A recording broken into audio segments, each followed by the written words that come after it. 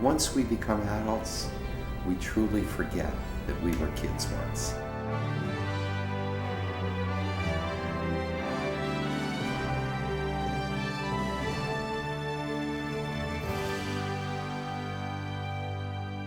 The R&D guys are wild and wacky people.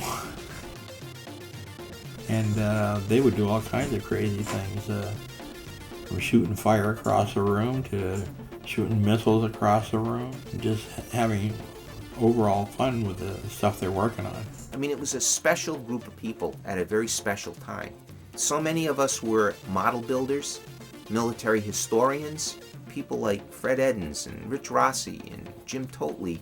These were guys who were Vietnam War vets who could tell us, who never served in the military, what we were doing right or what we were doing wrong. And I think we all just felt, we knew this was good and was going to do good.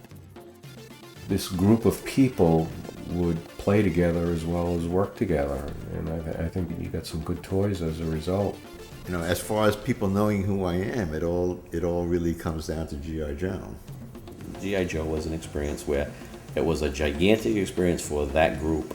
It was very sort of, unexpected. We just... It's the dream of a lifetime. I mean, I never imagined in my wildest dreams the people I would meet, the people I would work with. I never thought that anybody would care about it, 5 years down the pike.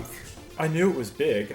I knew it was quite popular. I grew up, I read comic books. I loved Marvel comic books. I was part of the whole first generation. Hey, the toy business is fun, You couldn't be in this business unless you were still a kid. I love the theme song. I mean, I wanted to stand up and salute, I have like every issue of Fantastic Four from like issue 39 on. That's what kids remember about our toy, was the kind of detail that we put in. Even though it might not exist in real life, if it looked cool, then they believed it really should be there, and that's the way we operated. It was, resource intensive. It took up maybe, I feel like it took up a third to half of our total resources in those days. It never seemed like we had enough time to do anything right, and we would just bring together these teams. Everybody would work on it. You got guys that worked on different products. They would work until 11, 12 at night just to get something done on time.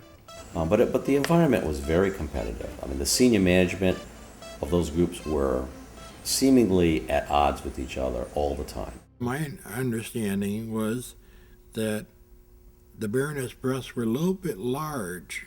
Really? And Roger Avery had to trim them down a little bit. Well, he did it behind my back then. I liked them where they were. Everything was fine. We were always under the gun. As far as I was concerned, Ron and Wayne invented G.I. Joe. We didn't complain. We didn't get paid more. We didn't get overtime at all. We just loved what we did. You should probably also say I had a really, really deep respect for Stephen Hassenfeld. He was just a brilliant man. I think when you're in the toy business, you never, ever grow old. Just living in a world, you have an instinct of what's going on around you. And I really felt in my gut that the American people were ready for a concept that was going to make the American people proud of the military. And it was all because I was working at a company like Hasbro and on a brand like G.I. Joe that I had an opportunity to do all this.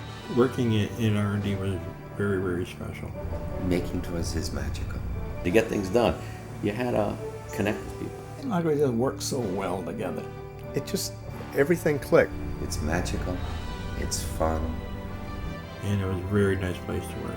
I mean, I gave my heart to R&D, and I put my 100% of myself into the work I did, and probably beyond that. It is, for me, the fountain of youth. Seemed like you guys had a lot of good times and stuff. Still do. That's great. You don't forget. I mean, you look around, this office. I mean, I'm surrounded by my children, my toys.